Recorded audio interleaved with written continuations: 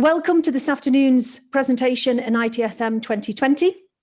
My name is Claire Byrne and I'm a member of the ITSMF UK board with particular accountability for member events.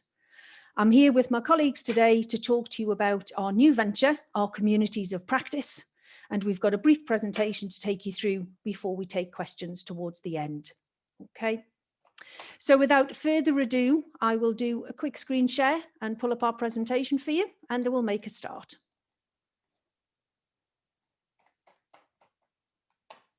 So, our ITSMF UK Communities of Practice. As I say, you've got myself, Claire Byrne, and I'm joined by my colleagues, Kristen Massey, Mark Burgess, and Richard Oliver.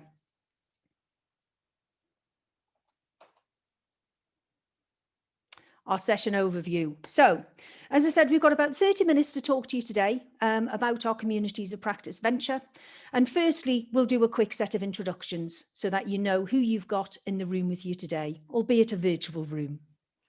I'll then take you through our problem statement and we'll talk about what was the issue that ITSMF UK were trying to address when we devised our Community of Practice offering. Mark is going to take us through our operating model for the communities and just spend a few moments explaining how we see those practices working, how we see them interacting with the ITSMF board and the other member events, and also importantly, how we see our communities interacting with yourself as our members. Mark, Richard and Kristen will then focus in specifically on the 3 communities we're proposing to establish and talk in a bit more detail about what that will actually mean. What would it tangibly look like on a day-to-day basis? And then I'll come back towards the end just to summarise and talk about next steps, with those next steps really importantly explaining how you as our community members can get involved. Before we do, let's tell you who you're talking to. So myself, Claire Byrne, as I said, an ITSMF UK board member. And in my day role, I work at Northumbria University at Newcastle, where I'm an assistant director for IT service delivery. I've been involved with ITSMF UK for 18 years, which was quite a frightening statistic when I looked that up over the weekend. And during my career and my time with ITSMF UK, I've done presentations, I've attended and hosted member events, and also been part of conference before. I've worked in service desk roles through change management, problem, incident, and also into more of the back office space for IT asset management and software asset management.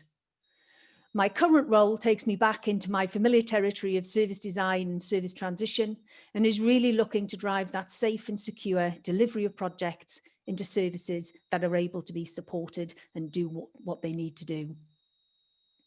My contact details are on the bottom there if either during the conference or after the event you'd like to get in touch. I'll pass you over to Kristen now, who's going to do a quick introduction. Thanks, Claire. Hi, everybody. I'm Kristen Massey. I was for a short period leading the transition special interest group and now will be the chair for the design and transition community of practice. In my day job, I'm a service delivery manager at Content and Cloud. Previously, you may have known them as IT Lab, and we are a managed service provider. My background then is my background's military. I was in the regular army and left in 2015. Since then, I've covered variant service management roles, usually and predominantly within large governmental projects, specifically design, transition, and then now service delivery. That's me, and now I'll pass you on to Mark. Hi everybody, I'm Mark Burgess, and I'm going to be the Community of Practice Chair for Strategy and Planning. I'm currently a service management consultant and have done a range of roles in different organisations. I started in operational support, then moved on to various service management pieces around running cabs, defining service catalogues and service level management. Also run some service improvement programs, both in public sector and also in private sector, financial services, UK government and so on.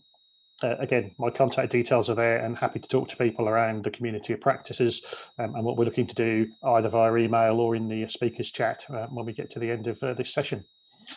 Excellent. That's my introduction, and I'll pass you across to Richard. Hi, my name is Richard Oliver. I'm a principal consultant and director of MSL Consulting Limited. I have over 20 years of experience in ITSM and SIAM consulting, and I've been involved with ITSMF for a number of years. Not sure whether it's 18 like Claire, but it's probably 10, and including being a member of the SIAM SIG, where I was involved in its inception right through to its demise when I was vice chair. I've worked in a number of large government and private sector organisations, including military, blue light services, telco companies across all stages of the ITIL life cycle, including service design and delivery, business relationship management, change and release, and also running service desk operations. Recently, I've been involved on several key transformation programs involving ITSM and SIAM solution design and implementation. And like the others, my contact details are on the bottom of the slide, so do get in touch if you wish. Back to Claire. Lovely. Thank you very much, chaps. So now everybody knows who it is that you're talking to. Let's talk about what our problem was that we were trying to address. ITSMF UK offer a huge wealth of member events. Our events range from face-to-face member meetups, which admittedly have been a little bit problematic this year because of our current COVID situation. So we've also had a huge digital offering this year, webinars and masterclasses, and a number of other events that we've hosted. Our member services and the events that we offer is really important to it. It is the lifeblood really of what ITSMF UK try to deliver to our community, because it's our way of getting in touch with you, sharing information with you, and also for you to share information back with us. So we take the feedback around these events really seriously. And the problem that was starting to evolve was really in one particular space over the past 12 months, and it was really our space around special interest groups. If you've never been involved in a special interest group, just to make sure everybody's aware, they're sort of our sub-focus areas of our member events. So whereas a traditional member meetup might talk quite a wide range of topics with a wide range of presenters and attendees, the special interest groups were smaller groups with SMEs, and we focus very specifically on areas such as transition, such as SIAM, such as change and problem. What we found over the previous 12 months and looking at our feedback is that the attendees at those groups has been diminishing, and that the feedback for the groups was that really they could do with a bit of a refresh. Perhaps we needed to deliver something that was a bit more agile with a little a and a bit more modern and fresh. So although we are hugely grateful to everyone who has attended a SIG, both as an attendee, as a contributor or as a chair, we have sadly made that decision to retire the special interest groups and move forward with a different offering. We've redesigned the offering into a community of practice, which we're hopeful has picked up all the good conversations and the good elements of our SIGs and builds on our member offerings to say they are still interactive and still really informative, and most importantly, what the community is asking for from a member perspective. So the session that we're going to have today is to talk to you not about where we've been, but about where we're going. What are communities of practice? Where are we going to shape those and take you on that journey with us to have those conversations? We'll get you to meet our chairs and to learn a little bit more about them and their thought processes around the communities. And then towards the end, talk about where you can help get involved, because this is about your community and your discussions that we're going to just facilitate from ITSMF UK's perspective. There will be output that comes out of all of those communities, and it's really important that we get your input into those outputs so they are actually useful for you. So to start us off, I'm going to hand back to Mark, who is going to talk to us about the community's operating model and how this will all fit together. Lovely. Thank you, Claire. So I want to draw people's attention to what we've got on the top right-hand side of this slide. I think it's important that we see the communities that we're planning to launch with, the 3 communities, as a starting point, and that we need to build in some agility and flexibility around how those communities are going to evolve. We've given some thought, so rather than having a blank paper around which we all say which communities should we have and what do we think they need to look like, we've done starters for 10, so there's terms of reference and charter statements and so on that have been mocked up to start discussions. But clearly, when we engage with you, the wider members of ITSMF, we find we need to do something different and approach the community slightly different either now or in the future, then we have the ability to do that. So we can scale one up, we can be flexible, we can merge, we can align and do what we need to do. I think the important point here is that these communities need to be member engaged and member driven rather than something that's dictated by a small group. So we're very keen to hear feedback, and you'll hear us talk about feedback a lot through this, either in this session or afterwards, in terms of how we want to approach it. So agile, flexible, scalable, and member driven are the things we want you to take away around how the communities are going to work and really around the kind of breadth and scope of them. They're broader than perhaps some of the previous SIGs in terms of what they look to cover and how they look to manage that. So as I said, in terms of community output, we've already got some draft terms of reference and charter statements that we'll look to review with volunteer members when we first set up the launch sessions, and we'll cover those in a slide or two's time.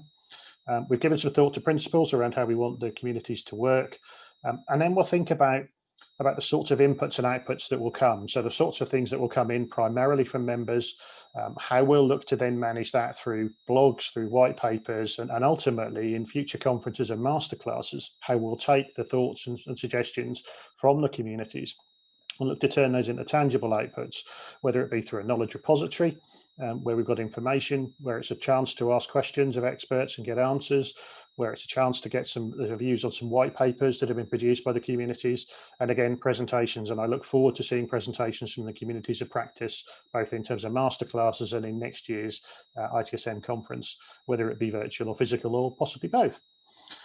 So we've given some thought to what those look like. We see the communities producing them and reviewing them. And I think what's very important across myself, Christian and Richard as the three community of practice leads is there is going to need to be some joined up thinking around how the three communities work. And certainly we've been having regular conversations supported with Claire around how they're going to work. So a common approach in terms of how we're looking to manage them, but with the ability to vary from that where we need to. Avoiding duplication and overlap, because as ever, it's a lot of areas where we have that level of overlap and potential duplication, and making sure that if something works in one area and works really well in a particular community, that we recognize that and then look to offer it to the other communities to use that good practice. So we see that joining together, and certainly we've got sessions, and then we would look to, as well as the various artifacts that we'll make available primarily through ITSMF UK websites and so on. We will also look to report that back up to the central ITSMF UK board and other groups, and that's what the box on the top left-hand slide is planning to do. So wanting to take away from this, there's some work being done to shape these. The three communities have got a feel for where they see themselves going, but we really want member input from this point, and we have the ability to be agile and flexible and scale them as we need to. Excellent. I'll pass back to Claire then for an overview of the three practices, three communities of practice. Brilliant. Thank you ever so much, Mark. Okay, so now we understand a little bit about how we might look and feel. Let's broach into that topic of what are our three communities. I mentioned them on the initial overview slide, but there's a bit more of a descriptor here for you to have a look through. So we have strategy and planning, which Mark will be chairing for us, design and transition, which Kristen will be looking after, and then management of service, which Richard will be chairing. Each of the three communities, as Mark's described, will be seen to be they'll interact with each other, and they will also yet have their very distinct focus areas. But what we don't want to do is to develop a rigid framework and say, Richard can only talk about this part and Kristen can only talk about this part. As Mark's again said, we need them to be flexible and agile and work together. So even though we have three communities of practice, we do broadly see this as one community of practice framework that we're wishing to introduce. You probably all want to know what it is the guys are going to cover in their areas. That's probably where your interest is next going to be, and to work out which of those communities of practice you might want to get involved with. So I'm going to hand back to Mark. Mark and I have been tag teaming so far, but Chris and Richard are going to come into that as well. And they're going to take you through some real examples and some tangible detail about what each community will be. So Mark, we're going to start with strategy and planning, please. Thank you, Claire. So strategy and planning in terms of a community of practice.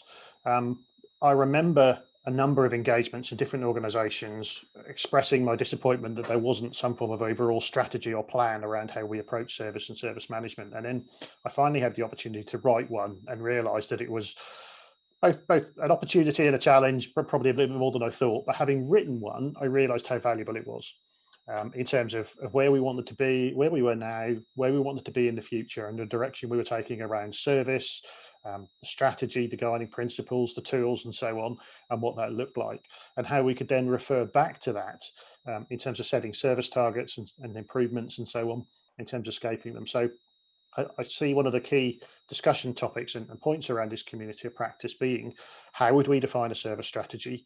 And then how would we then look to plan and execute the various activities that need to take place on that? And equally importantly, how we would then make sure that that community of that service strategy is something that's then refreshed and kept up to date. So, for example, you might have a service strategy that looks to say we're on a 3-year journey and that's the journey we want to take.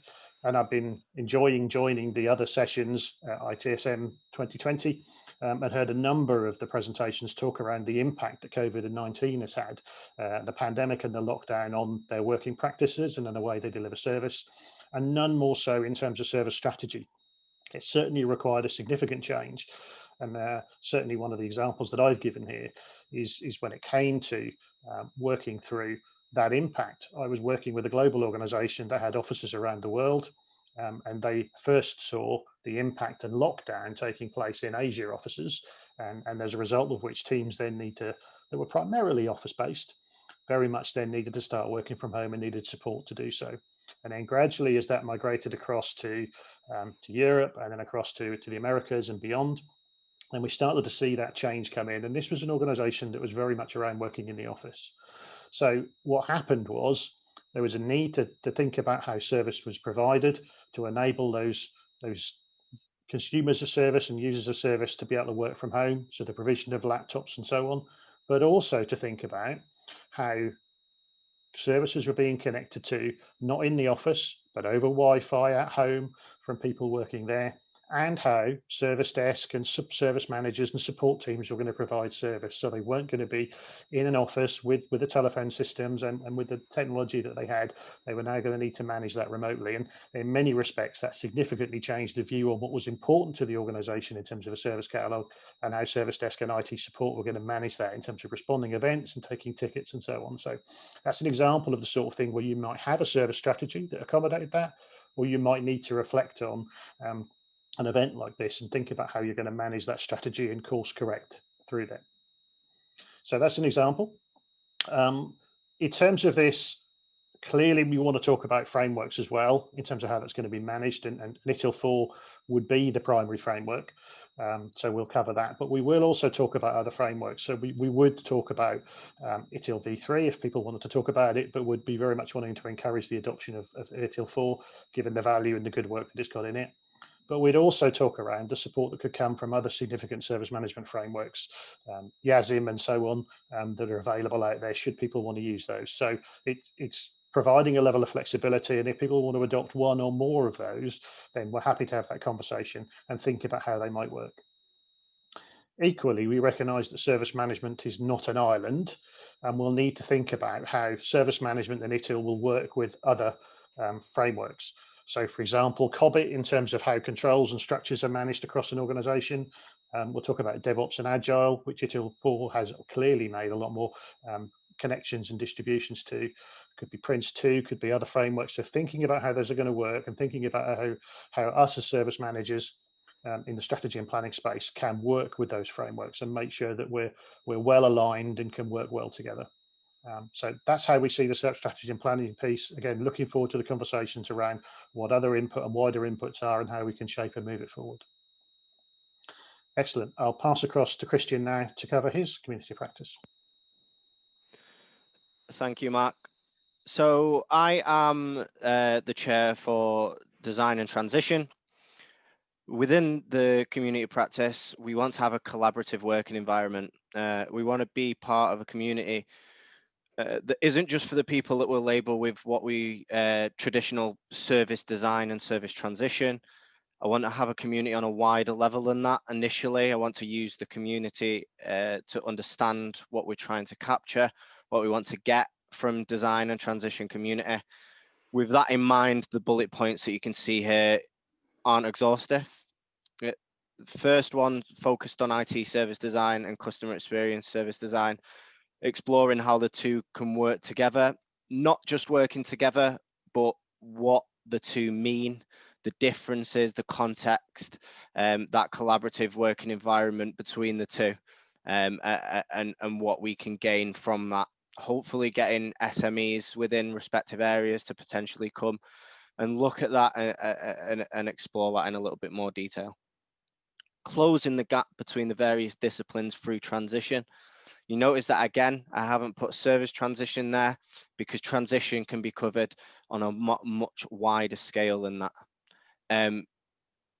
Other examples of transition, Mark alluded to the fact that a lot of people have had to go through different elements of transition when working on COVID related issues, and that became quite apparent in varying industries. Transition between industries and how service management, service design can vary depending on the industry that you're in, and then also stuff like transition of project into BAU. Again, looking at variants, looking at different examples, making use of real life examples, real people, and the whole community to get amongst that and investigate and review sort of what sort of examples that we can have in day-to-day scenarios. The community will make use of ITIL 4 and explore how design and transition is used within the ITIL 4 framework.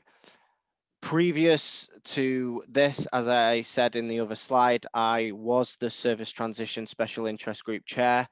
Before we got put into a quite abrupt lockdown, I did have it scheduled that we were having an ITIL 4 in workshop where we would explore what service transition meant in the eyes of ITIL 4 framework. Unfortunately, that didn't go ahead. That was meant to be a live event, but there's no reason as to why that can't be a forward event that we look at the community of practice get together, whether it be virtually, whether it not actually be as a workshop itself, but as potentially a paper. That's something that we can confirm, explore and look into. We don't have to keep it within service transition. We can capture design as well and explore how ITIL 4 works within that. And then discuss, as I've said, we're going to discuss some of the areas such as where does service transition fit into ITIL 4, user experience design v service design, how they'll work with one another and what the difference will be. That isn't an exhaustive list, as I've said previous. I'm very open and very up to the potential that we have as a community, taking real life examples, taking SMEs in their respective areas and formulating different ways of working. The end result is for us to produce content, valuable content that we can then deliver and share to a wider audience. So please, if you do want to be part of this community of practice, contact me by variant ways, either directly or through Q&A or chats within the seminar itself. Thanks for your time, and then I'll pass you over to Richard. All right, thanks, Christian. Thanks, Mark, for introducing the two practices. I'm now going to introduce the management of service practice. Rather than go over and duplicate everything that everyone else is saying, mine's slightly different, but I've found in many places I've worked, the term service management at times constrains people to the service they're trying to implement. So how are we going to manage that service going forward? What's the service management wrap we're putting around it? Where do we get the people that are going to deliver it, etc., etc. But with ITIL 4 and with the community of practice, I want to look across the whole business. So I've called it management of service, and how would that differ from service management? Therefore, better managing in total the services that we provide our customers. So as I say, rather than look at individual services that are being delivered, how do we manage service across the whole piece? With this in mind, the aim is to bring together like-minded individuals to discuss areas of managing service and how the management practices from ITIL4 can be utilised across the whole ecosystem to help increase service value and ensure that the businesses become service and people orientated rather than technology orientated. The other thing I believe that the service practice will do is enable people to collaborate and learn from each other. And like Christian has said, I would like people from across various parts of business, various parts of industry, because there's a lot of synergy across the management practices and what's already out there in business. Then once the community and its knowledge grows, we'd look to share that knowledge with others through presentations, publishing of articles, blogs, papers, guidance, information, etc. But I would be cognizant of, and I don't want to lose sight of, the work that the previous special interest groups have done. Claire mentioned that they've withered or they've come to a nice end. Christian's mentioned about how he's keeping the transition one going. I believe in this one, we should continue the good work that SIAM was doing across how they were looking at service value chain and the service integration layer. So I don't want to lose sight of those sort of things either. So I think with all of these communities of practice, and especially this one, the question probably should be, how are we looking to embrace ITIL4 across the business, its management practices, and how they can work in conjunction with common ones that are already out there, for instance, project and risk management. Businesses run that already. How can we ensure that we're collaborating with the IT risk or project management as well? So with all of that in mind, I've said areas that I think that the community could look at is ITIL4, supporting enterprise service management. So increasing the service value chain through collaboration, automation, digital transformation.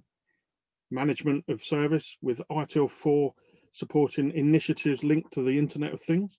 There's a lot of services being provided through the Internet of Things, and especially things like smart cities, medical research, transportation systems, etc. How can we utilize ITIL4 in those areas, and especially the management practices, to make it a cohesive solution? How does it support other methodologies, such as, if we linked back to the strategy stuff, we could also look at IT for IT and how that goes back into the strategies and works with Mark's community of practice. I also see it as IT. We all know that ITIL is used for IT, but I've used it in the military and blue light services for, fixing tanks, changing radios, whatever. So how can the management of service practices be better used for non-IT based services? And of course, as I mentioned earlier, SIAM and where that sits with ITIL4. So I think this is a great opportunity to get involved and shape the way the communities operate. And as the others have said, you can either contact me directly through the email address or in the chat afterwards or via the itSMF website. I'll give you back to Claire now. Thank you. Lovely. Thank you very much. So she said, trying to get her PowerPoint to burst back into life. Hey, there we go. It has. So thank you very much, obviously, to Mark, Kristen and Richard there, talk us through, like I say, in a bit more detail of what our communities might look and feel like. I think a really important message, listening to those three separate walkthroughs of the communities, is that in some respects, we're really well organised. We know what they want to be. We know how we want to do them. And as Mark said, off our earlier slide, we have some TORs. We know what our outputs are likely to be. And yet, despite all of that framework and all of that planning that we've been through over the past few months to get ready for this launch, there is a huge amount of flexibility still within the communities. And hopefully that message has come across to you quite loud and clear. We need your involvement, we want your involvement, and we need your engagement in order to help us shape these communities into something that is useful and meaningful for you as our members. So we've got a quick recap and then we'll talk about next steps before we throw it open for questions. So our SIGs have been retired after many faithful years where they've been giving us really good service, but it's time to move on, and we've upgraded to our communities of practice. Obviously, we have our three new chairs. And although, as Kristen said, he was just about to step into the transition SIG role just before COVID came along and upset everything in 2020, the guys are quite new to our volunteer community. And that's actually really good as well. So as well as having a fresh look and feel around the vehicle, our community venture, as I'm terming it, we also have people who've been involved in service management, but involved in ITSMF, you know, over the years, but in most cases, this is the first time they've stepped forward as chairs. So that brings a new and fresh lens to it as well. The community is all about facilitating the discussion, the output, the conversation. And it would be really good if our communities could start to push a vision and a voice and an opinion on some of our service management elements. We'll share all of that information through itsmf.co.uk, as well as treading into the platforms of other social media as we develop and start to establish our position really within the industry. But all of that is predicated on having your feedback and your contribution and to help us take this forward. So what will we do next? Our first events to the communities are planned for around January 2021. Unfortunately, thanks to lockdown 2, I think those events will probably be digital, will be online, but we would love to move to a face-to-face event when that's possible to do in 2021. What will those events be? To be quite honest, we don't really know. We want to work with you and take your feedback after today to say, I would really like an online discussion forum. I'd really like to contribute to a scenario workshop where we think about how can some of these practices be used in anger in real life. You could even contact one of the chairs and say, I have a problem here that I'd really like the community help with discussing and resolving and trying to work a way through that problem to a resolution. So do give us your feedback. But the chat, we're going to have a look at the chat in a second as I'm on screen share. It's a bit tricky for me to see at the minute, but we'll have a look at the chat. We will direct you to the chat with speakers chat room after this event and also the conference feedback form. All of our contact details are on slide 3, so get in touch with us afterwards as well. And then we'll start to formulate a framework of what January events will look like and share that out with the community. We need to hear from you. I think it's as simple as that. We have a view of what we want our communities to be, but we don't want them to go down the route of other events that are organised where we talk at you. This is about talking with you as our community and as our members. So that's the takeaway really from this particular session. But one thing that we identified was a quote here from Etienne Wenger, that when we were looking through and talking about our proposal, this really resonated, I think, with us as a group, was about practice being conversational, about it being passionate, and it's about community. And it is about getting involved and speaking up in that safe environment where you're able to ask questions, you're able to make the challenge, and then together we can learn how to do it better, as it describes in the quotation there. So that's us done. We've got about 5 minutes for questions at the end. So I am just going to step away from a screen share just so we can see people on view, and then we can have a look through some of those chats. If I just come to Mark, Kristen and Richard, do we have any questions that have come up there, guys, that we can address on the call? Yes. We've got one from Charlotte, I believe, asking if one member can be part of different variant communities of practice. The short answer is yes. When we've discussed this and we've been creating the terms of reference, we were very much aware that people's roles vary in such a way that they're probably going to want to have some involvement in different communities to get a leveled understanding. Their role and job profile may cover a number of areas. So there's no reason as to why, if you needed to or you wanted to, you couldn't be part of all 3. We've also have the intention that there will be some collaborative working. It may be that some of the communities practice get together and work on something jointly. Additionally, we may get SMEs from different communities of practice come and speak to others at others live events.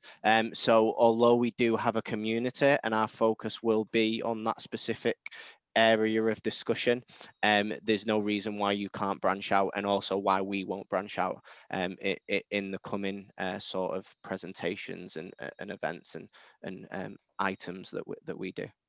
Yeah, absolutely. Absolutely, Kristen. And I think that that question actually allows us to explain very much the ethos. We see these events as being co-joined. As I said earlier, we don't see them as being standalone communities. They are one community that happens to have 3 strands.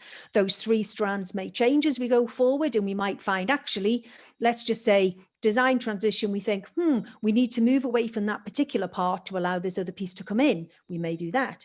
We may keep these 3 communities and add a 4th. And this is where we want to sort of start off, but very much as a flexible, agile, scalable framework to deliver to you what you want. There's a question I've noticed in there, which is from Claire at 2:32, just saying it would help if we could show some examples of the types of events. Claire, I'll send you some information after the call. I'll find you in the chat. Just going to double check which Claire it is because I can't quite see. Is that Claire McAleese? I think it will be. Yes, it is. Thank you, guys. So Claire, I'll send you some details after. We have got the end of year events. We've got one coming up in December, and then we're busy building the schedule for 2021, which will have some really interesting events on as well.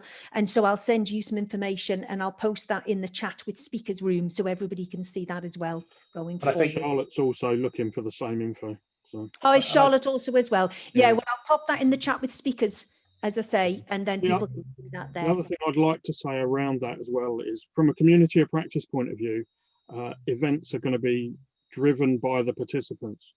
Yes. So if you've got ideas now of what sort of events you'd like early next year, just drop us a line and say it would be really good if the community of practice could talk about la la la, and then we can maybe organise a session. So as Mark said earlier, flexible, agile, etc., etc. Give us your ideas. Yeah, so the event schedule that we'll put together initially will be predicated around our existing offerings, so webinars, masterclasses, the member meetups, which have gone digital. We've done 2 digital member meetups, so I'll send details of those.